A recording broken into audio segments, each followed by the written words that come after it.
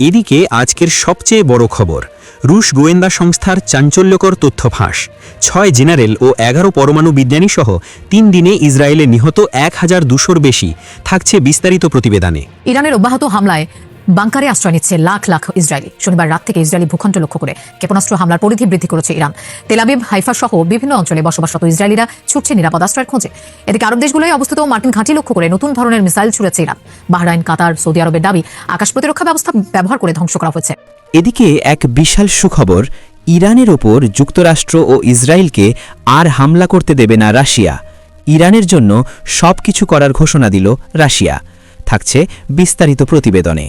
Iran এত নিখুঁতভাবে মার্কিন বিভিন্ন স্থাপনা, এমনকি মধ্যপ্রাচ্যের বহু জায়গায় একটা আছে প্রকাশ্য স্থাপনা আর একটা আছে গোপন স্থাপনা, কোনো স্থাপনায় এখন আর বাদ যাচ্ছে না। সমস্ত স্থাপনায় যে মার্কিন ক্ষেপণাস্ত্র, ড্রোন হামলা চালানো হচ্ছে। এদিকে আবারও খামেনির ভেরিফাইড এক্স অ্যাকাউন্ট থেকে পোস্ট।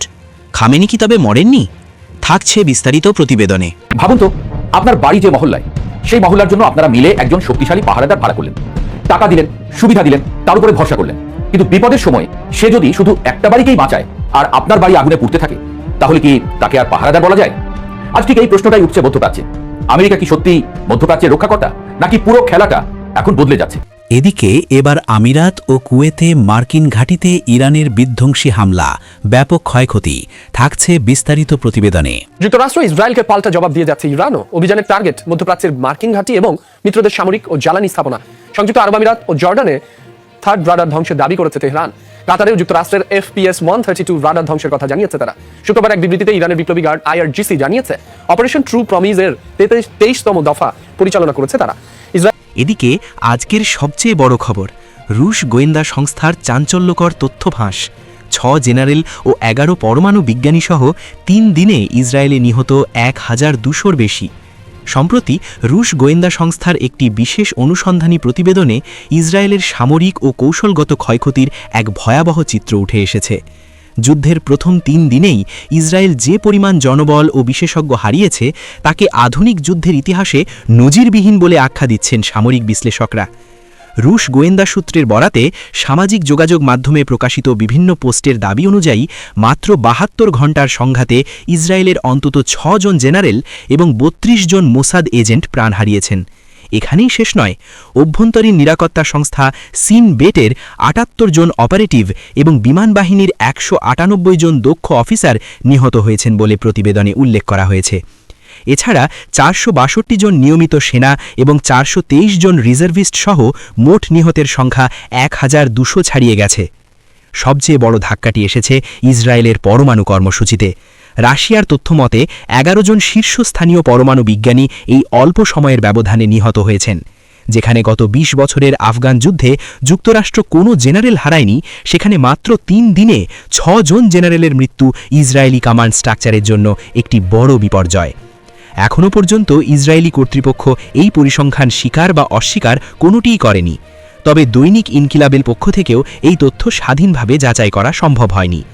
মূলধারার সংবাদ মাধ্যমে যখন কেবল আয়রন ডোম ও পাল্টা হামলার দৃশ্য দেখানো হচ্ছে, তখন রাশিয়ার এই গোয়েন্দা তথ্য যুদ্ধের ভিন্ন এক অন্ধকার দিক উন্মোচন করছে। বিশ্লেষকদের মতে তেল আবিব তথ্য প্রবাহ কঠোরভাবে নিয়ন্ত্রণ করলেও রাশিয়ার এই ফাঁস করা তথ্য বিশ্বজুড়ে নতুন বিতর্কের জন্ম দিয়েছে। মধ্যপ্রাচ্যে চলমান ইরান ইসরায়েল যুক্তরাষ্ট্র উত্তেজনার মাঝে সবচেয়ে বেশি আলোচনায় যে দেশের নাম উঠে আসছে তা হলো রাশিয়া। শুরু থেকেই সবার প্রশ্ন ছিল এই সংঘাতে ইরানের ঘনিষ্ঠ মিত্র রাশিয়ার ভূমিকা কি হবে। প্রথম দিকে কূটনৈতিকভাবে কয়েকটি সংক্ষিপ্ত নিন্দা বার্তা দিল, তাতে সন্তুষ্ট হতে পারেনি ইরান সমর্থক। প্রত্যাশা ছিল আরও দৃঢ় অবস্থানের। সেই কারণে সংঘাত ইস্যুতে সমালোচনার মুখে পড়তে হয় মস্কোকে। তবে এবার হয়তো সেই সমালোচনার অবসান ঘটতে চলেছে। রাশিয়া স্পষ্ট করে জানিয়ে দিয়েছে বন্ধু রাষ্ট্র ইরানের উপর আঘাত তারা মেনে নেবে না। রাশিয়ার পররাষ্ট্রমন্ত্রী সের্গেই ল্যাভরভ সম্প্রতি এক বক্তব্যে বলেন, রাশিয়া এমন সব পদক্ষেপ নেবে যাতে মার্কিন ও ইসরায়েলি আগ্রাসন ইরানের বিরুদ্ধে বাস্তবায়ন করা অসম্ভব হয়ে ওঠে। ল্যাভরভের ভাষায় রাশিয়া কেবল পরিস্থিতি পর্যবেক্ষণ করছে না, বরং আন্তর্জাতিক কূটনীতি এবং দ্বিপক্ষীয় আলোচনার মাধ্যমে সংঘাত রোধে সক্রিয় ভূমিকা পালন করছে। তিনি জানান, রাশিয়া মধ্যপ্রাচ্যের বিভিন্ন দেশের সঙ্গে এবং আন্তর্জাতিক সংস্থাগুলোর সঙ্গে, বিশেষ করে জাতিসংঘ নিরাপত্তা পরিষদ ও সাধারণ পরিষদে ইরান ইস্যুতে সংলাপ চালিয়ে যাবে। মস্কোর লক্ষ্য এমন একটি পরিস্থিতি তৈরি করা যাতে যুক্তরাষ্ট্র ও ইসরায়েলের সামরিক অভিযান বাস্তবে কার্যকর করা কঠিন হয়ে পড়ে। এ সময় ল্যাভরভ যুক্তরাষ্ট্রের চলমান সামরিক অভিযান অপারেশন এপিক ফিউরির সমালোচনা করেন। তার মতে এই অভিযান মূলত পারস্য উপসাগরীয় দেশগুলোর মধ্যে বিভাজন তৈরি করার একটি কৌশল। এর মাধ্যমে ইরান ও তার আরব প্রতিবেশীদের মধ্যে সম্পর্ক দুর্বল করার চেষ্টা করা হচ্ছে। ল্যাভরভ আরও সতর্ক করে বলেন, এই সংঘাত শুধু সামরিক নয়, এটি আঞ্চলিক রাজনৈতিক ভারসাম্য বদলে দিতে পারে। রাশিয়ার দৃষ্টিকোণ থেকে পারস্য উপসাগরের দেশগুলোর মধ্যে বিভাজন মানেই বৃহত্তর অস্থিরতা। এছাড়া তিনি উদ্বেগ প্রকাশ করেন সম্ভাব্য পারমাণবিক প্রতিযোগিতা নিয়ে। তার ভাষায়, যদি ইরানকে পারমাণবিক অস্ত্র থেকে বঞ্চিত করার লক্ষ্য সামনে আনা হয়, তাহলে বাস্তবে তা উল্টো নতুন পারমাণবিক প্রতিযোগিতাকে উস্কে দিতে পারে। ল্যাভরভ বলেন, ইতিহাস দেখিয়েছে যেসব দেশের কাছে পারমাণবিক অস্ত্র নেই তাদের উপর আন্তর্জাতিক রাজনীতিতে সহজেই চাপ প্রয়োগ করা হয়। তার মতে এই সংকট শুধু মধ্যপ্রাচ্যে সীমাবদ্ধ থাকবে না, এর প্রভাব পড়তে পারে বৈশ্বিক অর্থনীতিতেও। তিনি সব পক্ষকে খোলামেলা ও সৎ সংলাপে বসার আহ্বান জানান, যাতে যুদ্ধ এড়ানো যায় এবং আরো বড় ক্ষতি রোধ করা সম্ভব হয়। এদিকে বিভিন্ন আন্তর্জাতিক প্রতিবেদনে উঠে এসেছে, যুক্তরাষ্ট্রের চলমান সামরিক অভিযান ইতোমধ্যেই বিপুল অর্থনৈতিক ব্যয়ের মুখে ফেলছে দেশটিকে। প্রাথমিক হিসাব অনুযায়ী যুদ্ধের প্রথম ধাপেই মার্কিন করদাতাদের প্রায় $1 বিলিয়ন ব্যয় হয়েছে। বিশ্লেষকরা বলছেন, যদি সংঘাত দীর্ঘায়িত হয় তাহলে সরাসরি সামরিক ব্যয় $40 থেকে $95 বিলিয়ন পর্যন্ত পৌঁছাতে পারে। আর এর ফলে বৈশ্বিক বাজারেও বড় ধরনের অর্থনৈতিক প্রভাব পড়ার আশঙ্কা রয়েছে। তাই পরিষ্কার বার্তা রাশিয়ার, ইরানকে লক্ষ্য করে যে কোনো আগ্রাসন ঠেকাতে সব ধরনের কূটনৈতিক ও আন্তর্জাতিক উদ্যোগ নিতে প্রস্তুত মস্কো। এদিকে আবারও খামেনির ভেরিফাইড এক্স অ্যাকাউন্ট থেকে পোস্ট। খামেনি কি তবা মরেননি? মধ্যপ্রাচ্যের ভূ রাজনীতিতে নতুন করে উত্তেজনা তৈরি করেছে একটি রহস্যময় সামাজিক যোগাযোগ মাধ্যম পোস্ট। সম্প্রতি আলী খামেনি এর ভেরিফাইড এক্স বা টুইটার অ্যাকাউন্ট থেকে হঠাৎ একটি পোস্ট প্রকাশিত হওয়ার পর শুরু হয়েছে নানা জল্পনা কল্পনা। কারণ এর কয়েকদিন আগেই আন্তর্জাতিক বিভিন্ন গণমাধ্যমে তার মৃত্যুর গুজব ছড়িয়ে পড়েছিল। শুক্রবার ভোরে ওই ভেরিফাইড অ্যাকাউন্টে একটি ক্ষেপণাস্ত্রের ছবি পোস্ট করা হয়। ছবির সঙ্গে ফার্সি ভাষায় লেখা ছিল, খোররাম সাহারের মুহূর্ত এখন দিগন্তে। সংক্ষিপ্ত এই বার্তায় দ্রুত ছড়িয়ে পড়ে বিশ্বজুড়ে এবং নতুন করে উদ্বেগ তৈরি করে মধ্যপ্রাচ্যের নিরাপত্তা পরিস্থিতি নিয়ে। খোররাম সাহার নামটি সাধারণ কোনো শব্দ নয়, এটি ইরানের অন্যতম শক্তিশালী ব্যালিস্টিক ক্ষেপণাস্ত্র খোররাম শাহর ক্ষেপণাস্ত্র। প্রায় 13 মিটার লম্বা এই ক্ষেপণাস্ত্র 1000 থেকে 2000 কিলোমিটার দূরত্ব পর্যন্ত আঘাত হানতে সক্ষম এবং প্রায় 1800 কেজি ওজনের ওয়ারহেড বহন করতে পারে। সামরিক বিশ্লেষকদের মতে এই অস্ত্রের মাধ্যমে মুহূর্তেই শত্রুর গুরুত্বপূর্ণ স্থাপনাকে ধ্বংস করা সম্ভব। পোস্টে ব্যবহৃত ছবিতেও ছিল একই ধরনের ইঙ্গিত। সেখানে ফার্সি ভাষায় দাবি করা হয়, এই অস্ত্র ইরানের তরুণদের হাতে তৈরি এবং এটি জায়নবাদী শাসনের হৃৎপিণ্ড গুঁড়িয়ে দিতে সক্ষম। এই পোস্টের মাত্র একদিন আগেই ইসরায়েলে বড় ধরনের হামলার খবর সামনে আসে। তেল আবিবের কাছে অবস্থিত বেন গুরিয়ন বিমানবন্দর এবং আশপাশের একটি বিমান ঘাঁটিকে লক্ষ্য করে ক্ষেপণাস্ত্র হামলা চালানো হয় বলে বিভিন্ন সূত্র দাবি করেছে। Israeli breaking news. সামরিক সূত্রের ভাষ্য অনুযায়ী হামলায় খোররাম শাহার 4 ধরনের মিসাইল ব্যবহার করা হয়েছে। কিছু প্রতিবেদনে বলা হচ্ছে, ইরানের সামরিক বাহিনী এই হামলার দায়ও স্বীকার করেছে। ঘটনার পরপরই উদ্বেগ বেড়েছে যুক্তরাষ্ট্র ও ইসরায়েলের নিরাপত্তা মহলে। বিশেষ করে যুক্তরাষ্ট্রের রাজনৈতিক অঙ্গনে নতুন বিতর্ক শুরু হয়েছে। সাবেক মার্কিন সামরিক কর্মকর্তাদের কেউ কেউ প্রশ্ন তুলেছেন তৎকালীন মার্কিন প্রেসিডেন্ট ডোনাল্ড ট্রাম্পের ঘোষিত সামরিক পরিকল্পনা নিয়ে। অপারেশন এপিক ফিউরি নামে আলোচিত পরিকল্পনাটি হয়তো বড় কোনো কৌশলগত সামরিক পদক্ষেপ নয়, বরং আসন্ন নির্বাচনের আগে রাজনৈতিক সমর্থন আদায়ের একটি কৌশল হতে পারে। তবে সবচেয়ে বড় রহস্য থেকে গেছে একটি প্রশ্নকে ঘিরে। যদি খামেনি সত্যিই মারা গিয়ে থাকেন, তাহলে তার ভেরিফাইড এক্স অ্যাকাউন্টটি পরিচালনা করছে কে? নিরাপত্তা বিশ্লেষকদের একটি অংশ মনে করছেন, ইরানের সামরিক বা রাজনৈতিক অঙ্গনের কোনো কট্টরপন্থী গোষ্ঠী এই অ্যাকাউন্ট ব্যবহার করছে। আবার অন্যদের মতে এটি হতে পারে এক ধরনের মনস্তাত্ত্বিক যুদ্ধ, যেখানে মৃত বা অনুপস্থিত নেতার ডিজিটাল উপস্থিতিকেই ব্যবহার করা হচ্ছে ভয় ও বিভ্রান্তি তৈরির অস্ত্র হিসেবে। এই ঘটনার প্রভাব শুধু রাজনীতিতেই সীমাবদ্ধ নয়, বিশ্ববাজারেও এর প্রতিক্রিয়া দেখা দিতে শুরু করেছে। বিশেষজ্ঞদের আশঙ্কা, মধ্যপ্রাচ্যে উত্তেজনা আরও বাড়লে বৈশ্বিক জ্বালানি বাজারে বড় ধরনের অস্থিরতা দেখা দিতে পারে। হিন্দু মহাসাগর থেকে শুরু করে লোহিত সাগর পর্যন্ত বিভিন্ন নৌপথে সামরিক তৎপরতা ইতোমধ্যেই বাড়ানো হয়েছে। এমনকি ভারতের কিছু নৌঘাঁটি ব্যবহারের গুজবও ছড়িয়েছে, যদিও এখনও তা আনুষ্ঠানিকভাবে নিশ্চিত করা হয়নি। একটি রহস্যময় সামাজিক যোগাযোগ মাধ্যম পোস্ট আবারও প্রশ্ন তুলে দিয়েছে, ডিজিটাল যুগে কি সত্যিই মৃত নেতার কণ্ঠ নতুন করে যুদ্ধের বার্তা বহন করতে পারে? এদিকে এবার আমিরাত ও কুয়েতে মার্কিন ঘাঁটিতে ইরানের বিধ্বংসী হামলা, ব্যাপক ক্ষয়ক্ষতি। মধ্যপ্রাচ্যের ভূ রাজনীতিতে চরম উত্তেজনা ছড়িয়ে সংযুক্ত আরব আমিরাত ও কুয়েতে অবস্থিত মার্কিন সামরিক ঘাঁটিগুলোতে ভয়াবহ সমন্বিত হামলা চালিয়েছে ইরানের ইসলামিক রেভলিউশনারি গার্ড IRGC। শনিবার ৭ মার্চ ইরানের রাষ্ট্রীয় সংবাদ মাধ্যম ইরনা এই চাঞ্চল্যকর অভিযানের খবর নিশ্চিত করেছে। Breaking news. প্রতিবেদনে জানানো হয়েছে, নতুন প্রজন্মের অত্যাধুনিক ব্যালিস্টিক ক্ষেপণাস্ত্র ও ড্রোন ব্যবহার করে এই নিখুঁত অপারেশন পরিচালনা করা হয়। আইআরজিসির দাবি অনুযায়ী হামলার মূল লক্ষ্য ছিল সংযুক্ত আরব আমিরাতের আল দাফরা বিমান ঘাঁটি। সেখানে ইরানের ক্ষেপণাস্ত্রের আঘাতে মার্কিন বাহিনীর একটি অত্যাধুনিক আর্লি ওয়ার্নিং রাডার সিস্টেম এবং MQ-9 ড্রোনের রক্ষণাবেক্ষণ হ্যাঙ্গার ধূলিসাৎ হয়ে গেছে।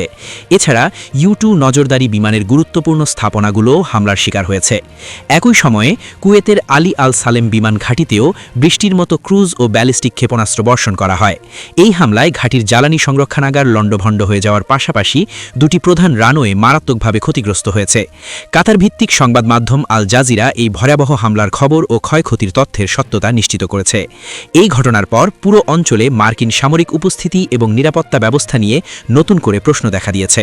ইরান এত নিখুঁতভাবে মার্কিন বিভিন্ন স্থাপনা, এমনকি মধ্যপ্রাচ্যের বহু জায়গায় একটা আছে প্রকাশ্য স্থাপনা আর একটা আছে গোপন স্থাপনা, কোনো স্থাপনায় এখন আর বাদ যাচ্ছে না। সমস্ত স্থাপনায় যে মার্কিন ক্ষেপণাস্ত্র ড্রোন হামলা চালানো হচ্ছে। 7 দিন পর, যুদ্ধের 7 দিন পর আমেরিকা টের পেয়েছে যে কোথায় কোথায় আমেরিকার স্থাপনা আছে, সেটা রাশিয়ার নখদর্পণে। আর সেই তথ্যগুলো, স্যাটেলাইট তথ্য, একেবারে নিখুঁত যে নিশানাগুলো, সেগুলো সরবরাহ করছে ইরানকে রাশিয়া। এইটা টের পাবার পরে এখন আমেরিকার রীতিমতো মাথা খারাপ। প্রতিরক্ষামন্ত্রী কঠিনভাবে বার্তা দিছে যে আমেরিকা এটা সহ্য করবে না। গোয়েন্দা তথ্য, ছবি, স্যাটেলাইট চিত্র সবকিছু সরবরাহ করার মধ্যে দিয়ে রাশিয়া একদম পরিষ্কারভাবে ইরানকে দেখাচ্ছে যে কোথায় কোথায় আমেরিকার স্থাপনা আছে, এবং সেই স্থাপনা লক্ষ্য করে নিখুঁতভাবে হামলা চালাচ্ছে একের পর এক। যেটা ইতিমধ্যেই আমেরিকা স্বীকার করেছে যে আমেরিকার ইরানের যে ক্ষেপণাস্ত্র, সেগুলো ঠেকানো সম্ভব হচ্ছে না। কিছু কিছু ঠেকানো সম্ভব হচ্ছে, কিন্তু সবগুলো ঠেকানো সম্ভব হচ্ছে না, যার কারণে প্রচুর ক্ষয়ক্ষতির মুখে পড়েছে। ইতিমধ্যে তাদের 6 জন আনুষ্ঠানিকভাবে তারা স্বীকার করেছে যে 6 জন সৈন্য নিহত হয়েছে, সেনা নিহত হয়েছে, কিন্তু তার বাইরেও তাদের যে অবকাঠামোগুলো সেগুলো একদম গোড়ায় গেছে। খবর হচ্ছে এই যে রাশিয়া ইরানকে গোয়েন্দা সহায়তা দিচ্ছে এমন অভিযোগে কড়া বার্তা দিয়েছেন মার্কিন প্রতিরক্ষামন্ত্রী পিট হেগসেট। সাম্প্রতিক গোয়েন্দা প্রতিবেদন এবং আন্তর্জাতিক সংবাদ মাধ্যমের খবরে বলা হয়, মধ্যপ্রাচ্যে চলমান উত্তেজনার মধ্যে রাশিয়া ইরানকে বিভিন্নভাবে সহায়তা দিচ্ছে, সহযোগিতা করছে। এতে মার্কিন সামরিক বাহিনীর অবস্থান, যুদ্ধজাহাজ এবং বিমানের গতিবিধির উপর নিখুঁতভাবে আঘাত হানতে সক্ষম হচ্ছে ইরান। রাশিয়ার এই পদক্ষেপের ফলে যুক্তরাষ্ট্রের সঙ্গে তাদের সম্পর্কের আরো অবনতি হওয়ার আশঙ্কা দেখা দিয়েছে। এ নিয়ে যুক্তরাষ্ট্রের প্রতিরক্ষামন্ত্রী পিট হেগসেট বলেছেন, যুক্তরাষ্ট্রের জনগণ নিশ্চিন্ত থাকতে পারেন, কে কার সঙ্গে কথা বলছে সেই বিষয়ে তাদের কমান্ডার ইন চিফ পুরোপুরি অবগত। প্রকাশ্যে বা গোপনে যাই ঘটুক না কেন তার কড়া জবাব দেওয়া হচ্ছে। স্থানীয় সময় শুক্রবার CBS নিউজ 60 মিনিটস অনুষ্ঠানে তিনি এই কথা বলেন। সাক্ষাৎকারে হেগসেট বলেন, যুক্তরাষ্ট্র সবকিছুর উপর নজর রাখছে এবং যুদ্ধের পরিকল্পনায় সেগুলো অন্তর্ভুক্ত করছে। এর আগে শুক্রবার একজন ঊর্ধ্বতন মার্কিন কর্মকর্তা সহ একাধিক সূত্র CBS নিউজকে জানায়, ইরানে চলমান মার্কিন এবং ইসরায়েলি যৌথ সামরিক অভিযানের সময় মধ্যপ্রাচ্যে মার্কিন অবস্থান সম্পর্কে রাশিয়া ইরানকে গোয়েন্দা তথ্য দিচ্ছে। রাশিয়াকে এই সংঘাত থেকে দূরে রাখতে তাদের সঙ্গে কোনো আলোচনার আশা আমেরিকানরা করতে পারে কিনা, এমন প্রশ্নের জবাবে হেগসেট বলেন, ট্রাম্পের অনেক বিশ্ব নেতার সঙ্গে এমন অনন্য সম্পর্ক রয়েছে যা ব্যবহার করে তিনি এমন কাজ সবসময় করে নিতে পারেন যা অন্য প্রেসিডেন্টরা, বিশেষ করে জো বাইডেন, কখনোই পারতেন না। তিনি আরো বলেন, সরাসরি বা পরোক্ষভাবে ট্রাম্পের মাধ্যমে 1-to-1 অথবা তার ক্যাবিনেটের মাধ্যমে বার্তা নিশ্চিতভাবেই পৌঁছে দেওয়া যায়। দেখ, এটার পাশাপাশি একটা খবর, যুদ্ধ শুরুর পর প্রথমবার যে কথা হলো পুতিন পেজেশকিয়ানের কথা হয়েছে এই যুদ্ধ শুরুর এই 8 দিনের মাথায় এসে। মার্কিন যুক্তরাষ্ট্র এবং ইসরায়েলের হামলার পর প্রথমবারের মতো উচ্চ পর্যায়ে যোগাযোগ করেছেন রাশিয়ার প্রেসিডেন্ট ভ্লাদিমির পুতিন এবং ইরানের প্রেসিডেন্ট মাসুদ পেজেশকিয়ান। দুই দেশের প্রেসিডেন্ট বিভিন্ন মাধ্যমে রাশিয়া এবং ইরানের মধ্যে যোগাযোগ অব্যাহত রাখার বিষয়ে একমত হয়েছেন বলে জানিয়েছে ক্রেমলিন। খবর রাশিয়ার বৃহত্তম রাষ্ট্রীয় মালিকানাধীন সংবাদ সংস্থা তাসের। ক্রেমলিনের প্রেস সার্ভিস জানায়, রাশিয়ার প্রেসিডেন্ট ভ্লাদিমির পুতিন এবং ইরানের প্রেসিডেন্ট মাসুদ পেজেশকিয়ানের মধ্যে টেলিফোনে কথোপকথনের সিদ্ধান্ত হয়েছে যে ইরানের সঙ্গে বিভিন্ন চ্যানেলের মাধ্যমে যোগাযোগ অব্যাহত রাখবে। ইরানে মার্কিন যুক্তরাষ্ট্র এবং ইসরায়েলের যৌথ হামলার পর এটাই রাশিয়া এবং ইরানের শীর্ষ পর্যায়ের যোগাযোগের প্রথম প্রকাশ্য ঘোষণা। তার মানে হচ্ছে এই যে ইরানের পাশে রাশিয়া যে আছে সেইটা বার্তাটা পরিষ্কার করা হলো। অর্থাৎ একটা ভারসাম্য যে ইসরায়েল এবং আমেরিকা মিলে ইরানকে তছনছ করে দেবে আর রাশিয়া বা চীন এটা বসে বসে দেখবে, সেটা হবে না। সেই কারণে রাশিয়াও এখন ইরান পাশে এসে দাঁড়িয়েছে। বিষয়টা তারা আজ করতে পারছে আমেরিকা, সেই কারণে তারা বুঝতে পারছে এই শুধু ইরানের পক্ষে এই নিখুঁতভাবে মানে তাদের অবস্থান ঠিকানা যাচাই করে যে একেবারে সুনির্দিষ্ট লক্ষ্যে আক্রমণ করা, এটা সম্ভব না শুধু ইরানের পক্ষে। রাশিয়ার সহযোগিতা আছে বলেই এটা সম্ভব হচ্ছে। ফলে এটাও আমেরিকার জন্য একটা নতুন আতঙ্ক। এখন তো আপনার বাড়ি যে মহল্লায়, সেই মহল্লার জন্য আপনারা মিলে একজন শক্তিশালী পাহারাদার ভাড়া করলেন, টাকা দিলেন, সুবিধা দিলেন, তার উপরে ভরসা করলেন, কিন্তু বিপদের সময় সে যদি শুধু একটা বাড়িকেই বাঁচায় আর আপনার বাড়ি আগুনে পুড়তে থাকে, তাহলে কি তাকে আর পাহারাদার বলা যায়? আজ ঠিক এই প্রশ্নটাই উঠছে মধ্যপ্রাচ্যে। আমেরিকা কি সত্যি মধ্যপ্রাচ্যের রক্ষাকর্তা, নাকি পুরো খেলাটা এখন বদলে যাচ্ছে? মধ্যপ্রাচ্যের পুরনো সমীকরণ সবার জানা। দশকের পর দশক ধরে মধ্যপ্রাচ্যের একটা অদৃশ্য নিয়ম ছিল, তেল থাকবে মধ্যপ্রাচ্যের হাতে আর নিরাপত্তা থাকবে আমেরিকার হাতে। সৌদি আরব, কাতার, বাহরাইন, সংযুক্ত আরব আমিরাত, এই দেশগুলো শুধু তেল বিক্রি করে ধনী হয়নি, তারা তাদের নিরাপত্তা, প্রতিরক্ষা প্রযুক্তি, এমনকি অর্থনৈতিক স্থিতিশীলতার বড় অংশটাই আমেরিকার উপর ভরসা করে গড়ে তুলেছে। মধ্যপ্রাচ্যের আকাশে যে এয়ার ডিফেন্স সিস্টেম, সামরিক ঘাঁটি, প্রতিরক্ষা প্রযুক্তি, এসবের বড় অংশই এসেছে আমেরিকার কাছ থেকে। এক কথায় বলা যায় মধ্যপ্রাচ্যের অনেক দেশই নিরাপত্তার জন্য আমেরিকার উপর নির্ভরশীল ছিল। কিন্তু সাম্প্রতিক সংঘাত এই সমীকরণে বড় প্রশ্ন তুলে দিয়েছে। ইরানের কৌশল ছিল এবার ভিন্ন, একেবারে সরাসরি নয়, পাশ দিয়ে আঘাত। যখন আমেরিকা ইরানের উপরে হামলা চালালো তখন অনেকেই ভেবেছিল ইরান সরাসরি আমেরিকা বা ইসরায়েলকে লক্ষ্য করবে। মধ্যপ্রাচ্যের যেসব দেশে আমেরিকার সামরিক ঘাঁটি রয়েছে সেখানেই হামলা শুরু হলো। ইরাক, বাহরাইন, কাতার, এমনকি সৌদি আরবের তেল স্থাপনাও টার্গেট হলো। অর্থাৎ ইরান যেন একটা বার্তা দিল, তোমরা যদি আমেরিকার মিত্র হও তবে যুদ্ধের আগুন তোমাদের কাছেও পৌঁছবে। এটা ছিল সরাসরি যুদ্ধ নয়, এটা ছিল ভূরাজনৈতিক চাপ। মাত্র 24 ঘন্টায় ভেঙে গেল নিরাপত্তার জাল। মধ্যপ্রাচ্যের ধনী দেশগুলো অনেকদিন ধরে নিজেদের নতুনভাবে তুলে ধরার চেষ্টা করছিল, বিশেষ করে সংযুক্ত আরব আমিরাত। দুবাইকে তারা বানিয়েছে এক ধরনের গ্লোবাল বিজনেস হাব। বিশ্বের ধনীরা সেখানে বিনিয়োগ করছে, বড় বড় কোম্পানি সেখানে অফিস খুলেছে, বিলাসবহুল হোটেল, রিয়েল এস্টেট, পর্যটন, সবকিছু মিলিয়ে দুবাই যেন মধ্যপ্রাচ্যের নতুন অর্থনৈতিক রাজধানী। কিন্তু যুদ্ধের উত্তেজনা মাত্র 24 ঘন্টার মধ্যেই এক নতুন বাস্তবতা সামনে এনে দিল। যদি যুদ্ধ ছড়িয়ে পড়ে তাহলে এই পুরো অর্থনৈতিক মডেলটাই বিপদে পড়তে পারে। কারণ বিনিয়োগকারীরা সবকিছুর আগে যা চায় তা হলো নিরাপত্তা। আর যখন হামলার খবর আসে তখন প্রথম যে প্রশ্নটা ওঠে, এই অঞ্চল কি সত্যিই নিরাপদ? আমেরিকা কেন অবহেলা করলো তাদের মিত্রদের? এখানেই সবচেয়ে বড় প্রশ্নটা উঠেছে। মধ্যপ্রাচ্যের অনেক দেশে আমেরিকার সামরিক ঘাঁটি আছে, উন্নত প্রতিরক্ষা ব্যবস্থা আছে, কিন্তু হামলার পরও বিভিন্ন অবকাঠামো ক্ষতিগ্রস্ত হয়েছে। সৌদি আরবের তেল স্থাপনা, বাহরাইনের অবকাঠামো, আরব আমিরাতের নিরাপত্তা পরিস্থিতি সবই চাপে পড়েছে। এতে অনেক বিশ্লেষক বলছেন মধ্যপ্রাচ্যের দেশগুলো এখন বুঝতে শুরু করেছে যে তাদের নিরাপত্তা পুরোপুরি অন্য কারো হাতে তুলে দেওয়াটা কতটা ঝুঁকিপূর্ণ। আরেকটা বড় বিষয় আছে এখানে, অনেক আরব দেশ মনে করতে শুরু করেছে আমেরিকার মধ্যপ্রাচ্য নীতির কেন্দ্রবিন্দু হলো ইসরায়েল।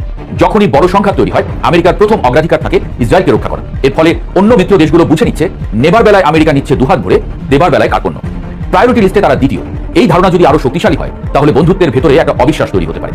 ঠিক এখান থেকেই নতুন একটি প্রশ্ন উঠছে, মধ্যপ্রাচ্যের দেশগুলো কি এখন শুধু আমেরিকার উপর নির্ভর করবে, নাকি তারা বিকল্প শক্তির দিকে তাকাবে? বিশ্ব রাজনীতিতে এখন নতুন খেলোয়াড় এসেছে। চীন মধ্যপ্রাচ্যে কূটনৈতিকভাবে সক্রিয়, রাশিয়া জ্বালানি রাজনীতিতে বড় ভূমিকা রাখছে, এর পাশাপাশি সৌদি আরব ও সংযুক্ত আরব আমিরাত নিজেরাও আঞ্চলিক শক্তি হিসেবে দাঁড়ানোর চেষ্টা করছে। অর্থাৎ বিশ্বটা ধীরে ধীরে মাল্টিপোলার হয়ে যাচ্ছে। একটা সময় ছিল যখন আমেরিকাই সব সিদ্ধান্ত নিত, কিন্তু এখন সেই সময়টা বদলে যাচ্ছে। সবচেয়ে বড় আশঙ্কা পানি। মধ্যপ্রাচ্যের সবচেয়ে বড় দুর্বলতা কিন্তু তেল নয়, আসল আশঙ্কা হলো বিশুদ্ধ পানি। এই অঞ্চলের অনেক দেশই সমুদ্রের পানি পরিশোধন করে পানযোগ্য পানি তৈরি করে। যদি যুদ্ধের সময় এই পানি সরবরাহ ব্যবস্থার উপরে হামলা হয় তাহলে পরিস্থিতি ভয়াবহ হয়ে যেতে পারে। কারণ তখন শুধু অর্থনীতি নয়, মানুষের দৈনন্দিন জীবনও বিপর্যস্ত হয়ে পড়বে। আরেকটা জিনিস খুব লক্ষ্য করার মতো, এই পুরো উত্তেজনার মধ্যে ইউরোপ যেন অদ্ভুতভাবে নীরব। একসময় এমন ছিল যখনই আমেরিকা বড় কোনো যুদ্ধে জড়াতো ইউরোপীয় মিত্ররা প্রায় স্বয়ংক্রিয়ভাবে পাশে এসে দাঁড়াতো। ন্যাটো এর ছাতার নিচে অনেকটা একসাথে চলতো তাদের নিরাপত্তা কৌশল। কিন্তু এখন দৃশ্যটা বদলে গেছে।